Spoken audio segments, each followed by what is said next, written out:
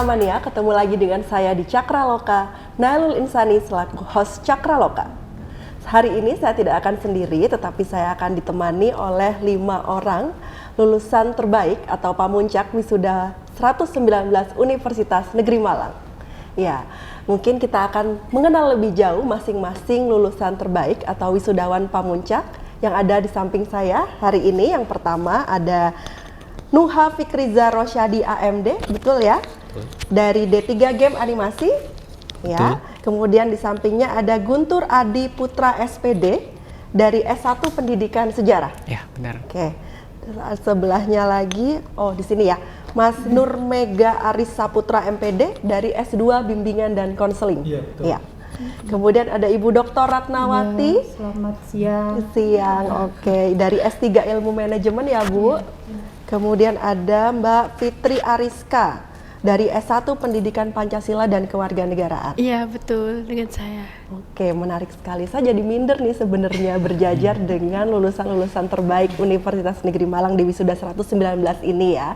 Oke, mungkin di sini kita ingin mengenal lebih jauh, walaupun waktunya terbatas, tapi mungkin kita bisa sharing-sharing sedikit tentang siapa sih sebenarnya wisudawan lulusan terbaik atau pamuncak di Wisuda 119 ini. Ada di samping saya, ada dari jenjang D3, ada dari jenjang S1, S2, dan juga ada dari non-akademik S1, kemudian ada dari S3 gitu ya. Jadi di masing-masing jenjang pendidikan ini sudah ada mahasiswa dengan yang menduduki peringkat tertinggi di prodinya masing-masing, bukan cuma di prodinya ya, tapi ya udah mengalahkan di angkatannya di jenjang pendidikannya begitu. Mungkin kita boleh kepo sedikit gitu ya. Kalau bahasa anak sekarang kepo gitu ya. Pengen tahu dong apa sih tipsnya menjadi mahasiswa bisa lulus cepat, kemudian IPK-nya juga bagus gitu kan. Bagaimana juga dengan tugas akhirnya kemarin. Kalau saya ngelihat mahasiswa itu kan banyak yang mengeluh tentang hidupnya gitu ya, kayak mikirin skripsi itu udah mau apa gitu ya, udah bingung mau mulai dari mana. Lah ini kayak lancar-lancar aja hidupnya, nggak ada masalah untuk tugas akhir skripsinya gitu ya. Gimana, mungkin boleh sharing dari Mas Nuha? Silahkan, tentang skripsinya kemarin gimana melaluinya kok bisa lancar-lancar saja, dan emangnya apa sih yang ditulis untuk tugas akhirnya itu? Kalau yang saya tulis untuk tugas akhir saya mengangkat tentang Batu Nek Spektakuler, yaitu tempat wisata yang ada di Malang. Saya membuat 3D-nya karena saya tahu di sini belum ada 3D seperti itu. Saya buat seperti media animasi. Saya buat media animasi seperti perikanan untuk mempromosikan Batu Nek Spektakuler kepada seluruh masyarakat. Nah, kenapa saya mengambil itu? Karena pada saat itu kan masa-masanya COVID. Orang-orang tidak mungkin secara langsung untuk datang ke tempat wisata. Jadi, saya membuat sesuatu wisata virtual seperti showreel seperti itu.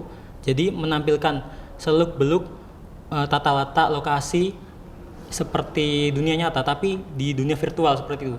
Jadi penonton yang melihat 3D tersebut merasa seperti ada di Batu Nek Spektakuler. Walaupun nggak harus datang ke sana gitu ya.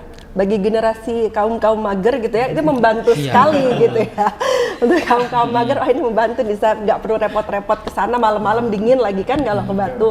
Nonton ini video virtualnya aja, dan ilmunya kepake ilmu animasinya itu kepake gitu ya. Oke, menarik sekali ya. Selanjutnya mungkin boleh ceritain tentang tugas akhirnya Mas Guntur ya. Iya. Terima kasih. Jadi kebetulan kemarin itu tugas akhir saya berkenaan dengan riset yang sebelumnya sudah berjalan dengan Bapak Ibu dosen dari Prodi Pendidikan Sejarah. Saya berterima kasih. Kemudian mengenai sejarah penyakit pes di Malang ya, tahun 1911 sampai 1916. Jadi saya membuat bahan ajar ya, bentuknya e-modul seperti itu untuk siswa di tingkatan sekolah menengah atas. Jadi itu kayak ilmu tambahan baru untuk siswa gitu ya. Betul. Karena kalau di buku ajar biasa nggak ada ya tentang penyakit pes ya. Cuman ini muatan lokal mungkin ya kalau untuk di Malang, dan lokal. Itu bisa menggunakan e-modul dari Mas Guntur. Oke, selanjutnya mungkin dari yang dari S1 diselesaikan dulu ya. Baik, kalau dari saya sendiri kemarin itu mengambil kebijakan pemerintah, yaitu bantuan sosial tunai yang ada di Kelurahan Tanjung Rejo, Kecamatan Sukun. Berhubung waktu itu kan masih COVID belum selesai ya Bu ya. Terus beberapa juga bantuan yang ada itu simpang siur bahwa tidak merata seperti itu dan hanya diberikan kepada orang-orang yang terdekat dengan pemerintah atau pejabat setempat. Oleh karena itu saya mencoba penelitian di Kelurahan Tanjung Rejo, Kecamatan Sukun. Oke, ini asli Malang? Saya aslinya dari Ponorogo. Oh, tapi penelitiannya di Malang ya? Iya. Nah, kalau yang dua ini tadi asli Malang atau? Saya asli Bojonegoro. Bojonegoro, kemudian? Saya asli Kabupaten Berau. Oh, perantau semua ya Perantau ternyata semua. ya. Oke, menarik sekali. Baik, selanjutnya kita lanjutkan ke Mas Nur Mega ya dari jenjang S2. Asli Iya. dari mana? Aslinya Asalnya? dari Mamuju Tengah, Sulawesi Barat. Mamuju Tengah, Sulawesi. Perantau, memang benar harus berhijrah gitu ya. Harus berhijrah untuk meraih kesuksesan gitu. Oke, gimana kalau untuk tugas akhirnya kemarin? Tugas akhir saya itu karena fokus saya dari S1. S1 kebetulan juga di UM. Oke. Saya fokusnya terkait dengan penelitian dengan bidang keilmuan konseling. Sehingga saya kemarin menyoroti terkait dengan program pemerintah MBKM di mana mahasiswa MBKM itu mengalami kekalutan, kebingungan ketika pelaksanaan antara di perkuliahan dengan di lapangan kan pastinya ada perbedaan kan ya, dari setting lapangan, dari setting bagaimana pelaksanaannya juga, sehingga diperlukan regulasi belajar, self regulated learningnya itu diperlukan. Padahal rata-rata mahasiswa MBKM itu tidak semuanya memiliki self regulated learning yang baik. Oleh karena itu pada tesis tugas saya akhir ini saya mengembangkan media konseling, self help konseling realita bermuatan nilai teringa yang merupakan ajaran dari Ki Hajar Dewantara dengan fokus untuk meningkatkan dari self regulated learning atau regulasi belajar dari mahasiswa program MBKM. Dan alhamdulillah UM ini luar biasa sekali ya, ada pendanaan khusus untuk hibah skripsi sampai hibah disertasi bahkan. Tapi saya dapatnya yang dari DRTPM, dari Kemendikbudristek, alhamdulillahnya, sehingga penelitian saya bisa berjalan lancar. Karena kalau berhubungan dengan IT kan pasti uang yang dibutuhkan itu kan sangat banyak, sehingga itu terbantu sekali dengan program-program yang ada di UM ini. Oke, jadi selain memang tugas akhirnya tesisnya menarik gitu ya tentang MBKM dan memang banyak yang galau tentang MBKM itu ya. Benar. Baik, semua siswa dan mahasiswa di segala jenjang pendidikan banyak yang galau tentang MBKM ya, ternyata dari permasalahan itu bisa mengantarkan Mas Nur Mega ini untuk jadi S2 gitu ya, dapat gelar S2-nya gitu kan, walaupun ternyata galaunya orang ternyata yang diceritain, galaunya orang ternyata yang diteliti gitu kan, dan syukur-syukur juga malah mendapatkan pendanaan gitu kan. Itu yang kesulitannya biasanya mahasiswa kan, alasannya kenapa nggak cepet-cepet jalan penelitian atau nggak turun ke lapangan segera, alasannya karena ada hambatan finansial dan segala macam, tapi ternyata itu bukan hambatan sepenuhnya karena banyak peluang-peluang yang sebenarnya bisa kita, tergantung kitanya nih mau ngambil atau enggak gitu kan, termasuk juga berkompetisi lewat DRTPM gitu ya. Oke, menarik sekali. Selanjutnya Ibu, mungkin boleh diceritakan tentang disertasinya. Baik, ya. Kalau saya risetnya itu karena memang PDIM itu adalah prodi baru sebetulnya, prodi doktor baru di UM. Jadi baru meluluskan 2 tahun ini 2 kali. Oke, berarti Bu lulusan tahun kedua ya? Kedua. Nah, tapi kakak tingkat saya masih banyak yang belum selesai. Jadi Ibu nih nyalip kakak tingkatnya ya? Yang dari kiri ngeduluin jadi, gitu. Iya, jadi bagaimana sebetulnya dosennya itu welcome ya. Jadi bagaimana semester 3 itu sudah diberikan mempermudah untuk proses penulisan disertasi. Jadi kalau kita misalkan punya topik disertasi itu kita sudah siap untuk menulis, kita sudah bisa lakukan di semester 3. Akhirnya kan semester 5 itu sudah selesai, mungkin masnya juga semester 3 ya. Jadi saya 2,5 tahun itu bisa selesai karena memang di semester 3 itu sudah ada mindset riset apa yang dilakukan. Kalau risetnya karena memang keunikan dari PDIM itu adalah UMKM yang sebetulnya itu menonjol di PDIM Jawa Timur itu hanya UM yang punya keunikan UMKM. Jadi riset saya di UMKM Jawa Timur. Nah, fokusnya ke perilaku keuangan UMKM. Jadi yang kerajinan ekspor, jadi yang kerajinan-kerajinan seperti kendang jimbe yang sebetulnya dijual di Timur Tengah itu hasilnya dari Blitar. Jadi seperti itu yang saya teliti. Jadi bagaimana perilaku keuangan mereka bisa biar dia bisa bertahan di COVID. Jadi sama dengan Mas, saya pada saat riset itu COVID. Tapi ternyata pada saat UMKM yang lain itu stagnan atau bahkan gulung tikar, yang ekspor itu tidak, karena memang dibutuhkan oleh pihak luar barang-barangnya. Misalkan di Gresik itu nampan untuk ikan itu dari Gresik, tapi di Jepang diakui oleh Jepang. Nah, itu yang saya tekuni, itu bagaimana pengelolaan keuangannya, karena basic saya adalah manajemen keuangan. Sedangkan untuk publikasi, karena memang S3 itu di semester 3 itu dengan tugas dari dosen itu saya coba untuk ke Scopus yang level-level Q4 dulu lah gitu.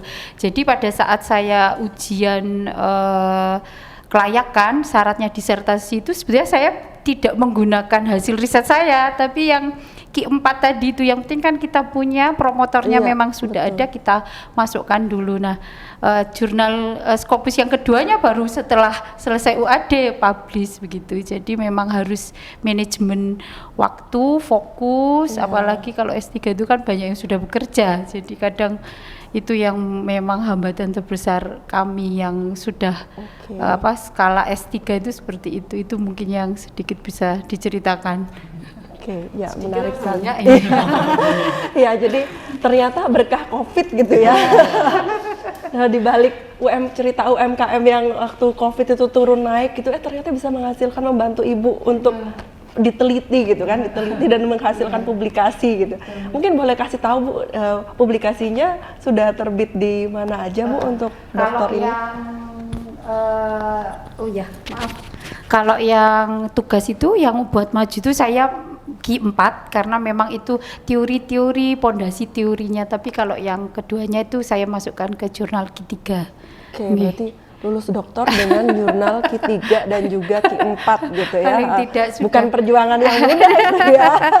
Ada pihak-pihak di balik ya.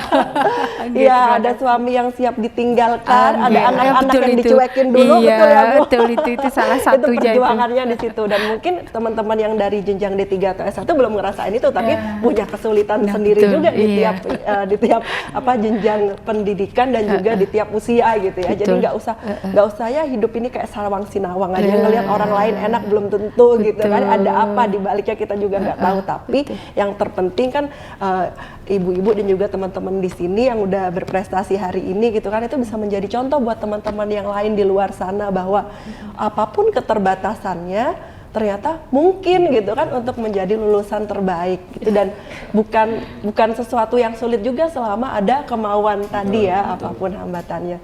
Oke, mungkin selain itu nih, ini kan kuliah di UM semua ya, bertahun-tahun hidup, beberapa tahun lah hidup di Malang gitu ya. Mungkin ada hal yang menarik apa sih yang menurut Mas dan Mbak di sini, Bu dan Mas juga, apa sih yang paling menarik dari kuliah di UM yang menurut kalian ini adalah pengalaman yang mungkin saya nggak akan pernah lupa nih? Mungkin bisa diceritain dulu.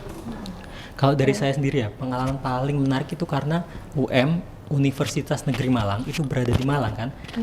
Saya sangat tertarik di sini karena banyak sekali teman-teman dari berbagai daerah, khususnya saya kan berasal dari daerah yang kecil, yang jauh lah dari desa. Di sini saya bertemu dengan banyak banget teman-teman yang baik, yang siap menolong saya, membantu saya, bahkan ketika saya susah. Beda saat saya di SMA gitu, yang saya pikir SMA tuh kayak gimana sih, ternyata di sini tuh ketika saya susah tuh teman-teman selalu ada gitu. Terus dengan dosen-dosennya juga, karena saya di bidang seni dan saya menyukai seni itu, saya di sini enjoy sekali. Awalnya saya tidak berpikir di sini karena saya awalnya nggak kenal apa itu game animasi. Jujur saya awal incarannya di kafe. Tiba-tiba wallahu alam ya, saya nggak keterima di DKV, terlempar di game animasi. Awalnya kayak terpaksa gitu, tapi akhirnya saya nyaman di situ. Berkat nyaman itu saya memiliki teman, banyak relasi juga. Jadi apalagi lah yang kurang lah dari situ. Sama satu hal lagi, karena di Malang banyak tempat wisata. Oke, itu ya penting banget itu. Ketika suntuk saya bisa refreshing. Bisa langsung healing ya. Kalau malas yang deket-deket jauh ke Batu. Kalau malas jauh ngopi. Oke. Gitu. Dan itu udah healingnya mahasiswa Iya, gitu sudah ya. healingnya Udah mahasiswa terhibur gitu kan. Mm-mm. Jadi nggak ada tuh ceritanya frustasi terus nggak nemu suntuk, nggak nemu bener-bener stuck, nggak ada ceritanya kalau di sini ya. Iya. Kalau stuck ya cari solusinya apa, Iya, ngopi. Kalau nggak gitu jalan-jalan langsung fresh lagi gitu Ya ya. mungkin kayak kita ada kesulitan nih di kampus. Saya pasti kayak, aduh ini susah. Nggak mungkin saya telan sendiri. Kayak ada temen nih, bro, ini kok susah banget ya, bantuin dong gitu. Nah begitu juga ketika teman susah nih, nanya ke saya, cuy gitu, saya dipanggil cuy gitu, cuy, ini susah nih bantuin. Biasanya kayak saya tuh saling bantu-bantuan gitu. Temen saya nggak bisa 3D, saya bantu 3D. Temen saya yang nggak bisa 2D, diajarin 2D. Awalnya saya nggak bisa gambar, saya bisa gambar. Oke, Dari berarti situ. kalau dari ceritanya ini yang bisa saya simpulkan adalah kamu dapat lingkungan belajar yang bener gitu kan waktu ada di sini. Walaupun yang tadi awalnya ngerasa bahwa aduh saya salah jurusan nih masuk sini gitu kan. Ternyata karena lingkungannya bagus gitu, baik itu dari teman-teman sebayanya ataupun dengan dosennya, akhirnya malah menghasilkan yang seperti ini nih. Yang jadi lulusan terbaik, dia menemukan passionnya dan juga ya lingkungannya mendukung itu ada di circle yang tepat gitu ya. Oke, menarik sekali. Selanjutnya Iya, kalau saya mungkin kurang lebih sama ya. Tapi yang tidak bisa dimungkiri adalah bagaimana tadi yang di awal ya. Semua mungkin di sini semuanya rata-rata perantauan gitu ya.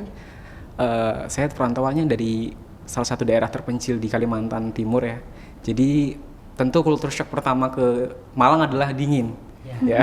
kamu dari daerah dingin, panas daerah terus ke dingin. Panas, iya. Kalimantan kan panas gitu ya. Jadi sampai sini pasti dingin. Awal-awal pasti sakit gitu ya. Nah, tapi ternyata dari situ lama-lama pasti beradaptasi. Pengalaman yang menurut saya paling berharga adalah saya tidak mendapatkan lingkungan yang di Malang seperti yang tempat asal saya. Kurang lebih sama seperti Mas Nuha ini ya.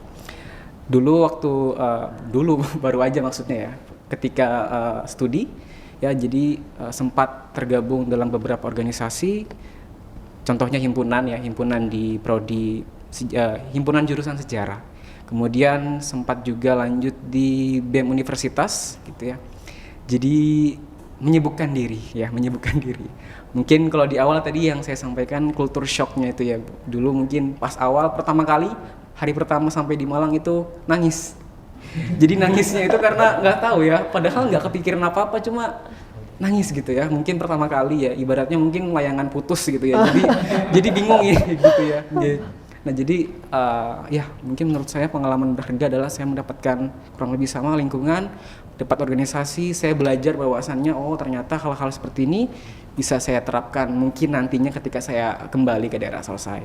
Saya pikir begitu nih. Dan kamu merasa lebih mendapatkan keluarga di Malang Ya, walaupun betul. kamu perantau dari jauh gitu ya. Akhirnya lama-kelamaan dari teman-teman organisasi. Iya, betul. Oke. Lama-lama pulang ngerasa kok nggak betah ya di rumah gitu ya. Nggak betah di rumah sendiri. Iya. Malah lebih nyaman di Iya, perantauan gitu ya. Tapi ya insya Allah pasti suatu saat pasti kembali seperti itu. Jadi bukan hanya lingkungan belajar yang nyaman di departemen, tapi lingkungan di organisasi, Betul. di kampus, di sekitarnya juga Iya, betul. benar-benar yang membuat homey Iya, gitu ya. betul. Homies. UM adalah tempat yang homey untuk berlama-lama, tapi bukan berarti nggak lulus-lulus gitu ya. Oke, kalau Mbak gimana? Kalau dari saya sendiri, menurut saya itu jam malamnya yang menarik di sini itu. Oke. Karena kalau di tempat tinggal saya itu jam malamnya itu jam 9 itu udah sepi banget ya. Saya di Ponorogo dan termasuk desa terpencil juga. Di sana itu jam 9 udah pada tidur, udah sepi, lampu-lampu udah mati. Nah, kalau di sini itu beda. Jam malamnya itu jam 4 pagi itu baru jam malam.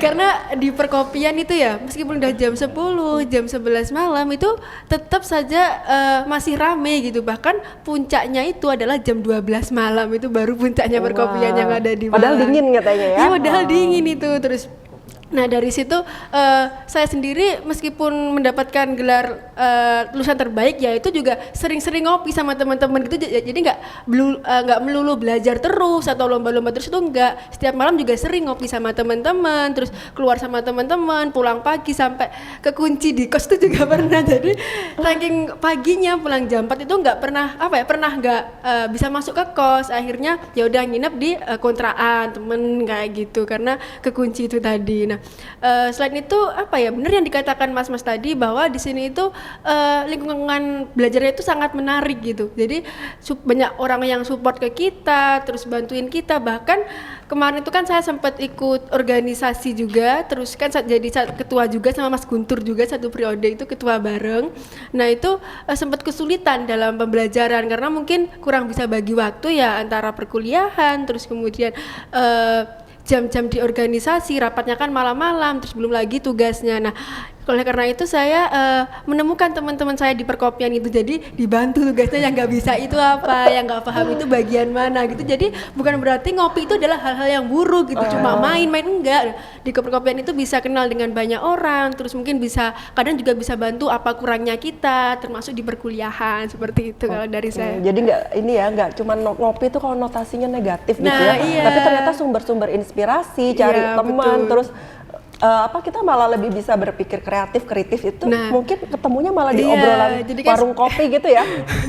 Sekarang bahkan itu kan dosen juga di sini harus ngopi dulu ya kalau ngomongin penelitian. Iya, Biar otak kreatifnya langsung jalan gitu.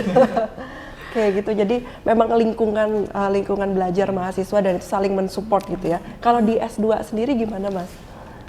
Kalau dari S1-nya juga dulu di sini ya? S1-nya dulu S1 BK, kemudian lanjut di S2 BK. Wah, Dan zona ini- nyaman nih berarti. Iya, ini luar biasa sekali. Antara zona nyaman sama gagal move on, Mas. Yang mana? Nyaman sekali karena UM itu memfasilitasi alumni terutama itu luar biasa untuk lanjut di jenjang berikutnya S2, kemudian saya juga insya Allah semester depan di S3. Wah. Jadi setelah wisuda nanti jadi mahasiswa baru lagi. Iya. Kalau saya rasa di S2 itu iklim akademisnya lebih berasa karena kolaborasi antara dosen dengan mahasiswa itu sangat luar biasa sekali ya di UM. Mulai dari semester 1 itu sudah mulai dilibatkan di penelitian, diskusi, pengabdian, bagaimana cara mengimplementasikan ilmu di masyarakat itu seperti apa. Di penelitian tuh mulai dari bagaimana sih meneliti itu seperti apa sih sebenarnya hingga sampai outputnya atau luaran dari riset itu untuk tercapainya seperti apa, mulai belajar dari jurnal yang awalnya Sinta, proceeding nasional hingga proceeding internasional, kemudian dari sampai ke jurnal yang terindeks Scopus. Kami diajari, kemudian diajak berkolaborasi dengan dosen, kemudian selain itu juga antar mahasiswa juga aktif untuk berkolaborasi seperti kayak mengikuti seminar-seminar internasional sebagai latihan nantinya setelah lulus itu kan harapannya jadi akademisi dan bisa menulis paling tidak seperti itu. Sehingga selama saya studi ini alhamdulillah ya saya sudah punya H-index Scopus juga alhamdulillahnya dari Jangan-jangan lebih bagus daripada dosennya gitu ya. Enggak. H-indeksnya udah belum, boleh masih kasih belum. bocoran H-indeksnya udah. Masih dua H-indeksnya, Iya, masih nanti dosen belajar. kebanting loh Abang. Masih H-indeksnya masih 2 dan alhamdulillah untuk publikasinya ya dari mulai proceeding nasional sampai jurnal terindeks Scopus walaupun masih kolaborasi karena kan masih proses belajar ya Bu ya. Dan Iya, ini untungnya kuliah di UMS 2 itu ya salah satunya karena iklim kolaborasi, iklim akademisnya yang sangat luar biasa sekali. Kalau mungkin dulu bayangan kita mahasiswa sama dosen jaraknya kayak jauh langit dan bumi. Ternyata enggak ya Bu ya kalau di sini ya. Lebih banyak kolaborasinya, Kolaborasinya gitu ya. banyak Diajak sekali. kolaps itu biasa gitu kan. Emangnya YouTuber aja yang boleh kolaps. Di sini dosen dan mahasiswanya juga gitu ya. Kalau di S3 gimana Bu? Ya, sudah dianu Mas tadi sama sudah. Sebenarnya selevel pasca itu sudah sama ya. Iya. Cuma sama Mbak Nay juga begitu. Saya juga enggak bisa move on gitu ya. Iya, jadi kalau suami saya mau ke UM lagi gitu, iya. Jadi saya bangga dan mantap saya ke UM lagi karena enggak bisa move on. Dulu saya memang S2 tidak di UM. Jadi pada saat saya masuk UM karena kan pertanyaannya kesan di UM. Pada saat saya masuk UM tuh saya kaget. kenapa? Kok dosen ini sama mahasiswa dekat? Pada saat saya kuliah S2 itu enggak, jadi ya ada jarak. Jadi kalau dosen UM tuh biasa WA mahasiswanya gitu. Kalau di WA sekarang jam 5 langsung dibalas, itu biasa di UM. Tapi belum tentu di yang lain, Mbak. Jadi belum tentu. Jadi kita saya bangga itu dan nyaman budayanya itu di sini, makanya budaya kekeluargaan. Kemarin waktu saya ditanya untuk koran apa untuk Hamas ya, saya bilang budaya kekeluargaan di UM itu membuat kita nyaman. Jika kita bisa memanfaatkan dosen yang humble, yang sering ngajak riset bersama, kemudian kita bisa menelurkan suatu outcome yang banyak pada saat kita lulus. Jadi saya tidak akan mengulang seminar. Jadi itu suatu keuntungan untuk saya pribadi, apalagi kalau sudah jadi dosen itu kan sambil sekolah kita punya karya banyak dan tabungan banyak yang nantinya pada saat lulus tinggal dikeluarkan. Nah itu jadi UM itu kekeluargaannya sangat erat antara dosen dan teman tadi, tidak hanya di S1, S3 pun begitu, meskipun tidak sejarah ngopi seperti mbaknya. Jadi kami juga begitu ya, sama teman, dan alhamdulillah meskipun saya juga punya bestie 4 orang itu tadi maju semua gitu loh. Pada saat maju dipanggil itu maju semua, dan ini besok yang 120 insya Allah maju terbaik fakultas, karena itu tadi bestinya itu tadi tempat diskusi. Jadi satu gitu. tim gitu ya, cuman wisudanya aja beda ya Bu. Jadi kalau S3 itu sulit, S3 itu ya bukan mau membandingkan, suami saya saja sampai 12 semester gitu. Aduh kok susah, karena dosennya di WA sekarang dibalas 2 minggu lagi, saya tidak. Sekarang saya WA apalagi kaprodinya itu, ayo cepetan harus selesai, ayo. Jadi itulah motivator, itu yang saya kurang tahu, tapi itu yang saya dapat di UM, dan saya tidak bisa move on. Kalau ada S3 lagi mungkin mau sekolah lagi deh. Itu saja Mbak Nay. Jadi betul. Emang UM itu luar biasa. Luar biasa support system support betul, system kekeluargaan itu bukan cuma ada di keluarga beneran, tapi ini di kampus pun kita rasa keluarga gitu kan. Termasuk menghadapi bagian tersulit dalam hidup, misalnya ngerjain skripsi, tesis, disertasi. Ternyata di setiap jenjang tersulit yang harus dilalui oleh mahasiswa, dosen itu tetap hadir mendampingi gitu kan, dan gak ada jarak, benar-benar kita bisa merasakan itu gitu ya. Jadi segala kesulitan kita, baik itu yang akademik ataupun bahkan yang akademik kadang dicurhatin pekerjaan lagi banyak, lagi garap borang gitu. Dan itu ternyata bisa digertiin gitu kan. Mungkin di tempat lain itu gak ada, tapi di UM itulah yang menjadi nilai plusnya gitu ya. Oke, menarik sekali karena waktu kita terbatas. Mungkin kita bisa langsung saja ke closing statement masing-masing. Silahkan Mas. Untuk teman-teman mahasiswa, jika kalian ingin menggapai prestasi setinggi-tingginya, tolong kuatkan ikatan kalian dengan teman-teman, jangan nolep, dan ya paling tidak kalian sering berdiskusi dengan teman-teman kalian, apapun itu, karena teman kalian juga pasti bisa memberikan ide-ide baru, dan pastinya kalian bisa menemukan inspirasi tersendiri nantinya, seperti itu. Mungkin. Kalau saya pribadi, saya sampai sekarang masih berpegangan pada tiga bahasanya. Intinya saya tanamkan dalam diri saya adalah harus optimis,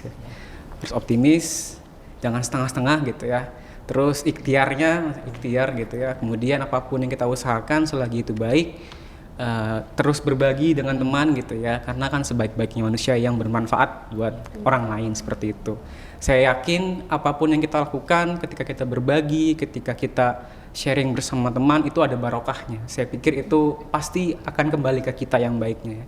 Dan terakhir ya tawakal, seperti itu. Jadi apapun nanti hasilnya ya sudahlah, itulah hasil yang kita mungkin pantas untuk dapatkan, seperti itu. Jadi pesan saya pegang yang 3 tadi ya, seperti itu. Mungkin kedepannya kita tinggal memperoleh hasil yang lebih baik, seperti itu. Baik, kalau dari saya sendiri mungkin saya ini kan berbeda sama teman-teman saya Bu ya. Dari kalau teman-teman saya kan mungkin kalau yang banyak sekali yang fokus ke kuliah aja, terus dapetin IPK aja, dan mungkin mereka takut berorganisasi juga seperti itu. Nah, kalau dari saya jangan takut untuk melakukan sesuatu yang berbeda. Jadi harus berani untuk melakukan yang berbeda, karena untuk bisa mendapatkan sesuatu yang belum pernah kamu dapatkan, maka kamu harus berani untuk melakukan apa yang belum pernah kamu lakukan, seperti itu. Kalau dari saya pribadi, saya selalu menetapkan tujuan. Jadi teman-teman, dalam hidup kan kita pasti punya tujuan masing-masing ya. Begitupun ketika kuliah, pastikan Anda memiliki tujuan yang pasti dan bisa diukur sehingga nanti bisa dievaluasi. Selain itu juga dalam pelaksanaannya itu jangan hanya sekedarnya saja melakukannya. Seperti contohnya saya tujuannya saya ingin hadir minimal 80% di perkuliahan. Jangan hanya hadir saja di perkuliahannya, tapi maknai dari setiap kegiatan yang Anda lakukan. Seumpama contohnya ketika kuliah, jadi maknai apa yang didapatkan dalam perkuliahan itu. Ketika dimarahin dosen, contohnya ya seumpama ini. Tapi dosen UM jarang sekali ya Bu, marah-marah ya, baik-baik semuanya.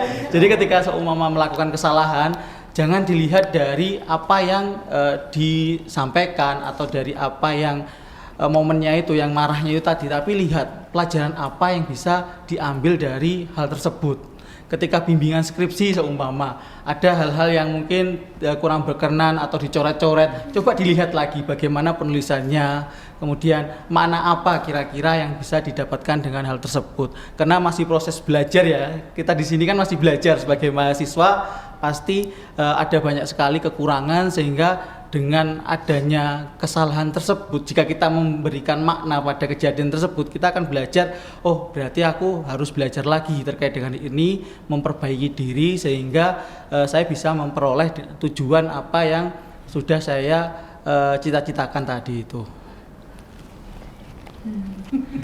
Saya terakhir, saya sedikit aja. Untuk teman PDI khususnya S3 ya, kebanyakan itu bekerja ya, enggak menutup yang enggak S3 bekerja, tapi kalau saya biasanya memotivasi teman-teman itu begini, kalau sekolah itu pasti ada titiknya, tapi kalau pekerjaan itu pasti akan selalu koma. Pada saat kita memilih pekerjaan, sekolah tidak kita fokuskan, baik itu fokus, konsentrasi, berdoa, pasti tidak akan selesai. Jadi selesaikan dulu titik itu, baru kita nanti melanjutkan komanya, dan itu terbukti buat saya. Iya. Jadi saya akan selesaikan titik ini, sudah selesai, saya keluar dari sini sebagai Ika, saya akan fokus ke bekerja, keluarga. Jadi itu yang dari saya, semoga nanti bisa menginspirasi teman-teman, itu saja. Terima kasih ya Mbak Rai. Iya. Oke, terima kasih semuanya gitu ya. Menarik sekali sebenarnya perbincangan kita dengan seluruh lulusan terbaik dari berbagai jenjang, mulai dari jenjang diploma, sarjana, kemudian ada pasca sarjana gitu ya. Sayang sekali waktu kita yang terbatas gitu kan. Semoga dari perbincangan yang sudah kita lakukan ini kita bisa mendapatkan pembelajaran terbaik dari apa yang sudah dilakukan oleh teman-teman lulusan terbaik wisuda 119 Universitas Negeri Malang gitu. Baik, Cakramania selaku host dari Cakraloka, izinkan saya untuk menutup Cakraloka pada sesi kali ini. Terima kasih atas perhatiannya dan sampai jumpa lagi di Cakraloka selanjutnya. Inilah Cakraloka, salam Cakrawala, UMD Only One.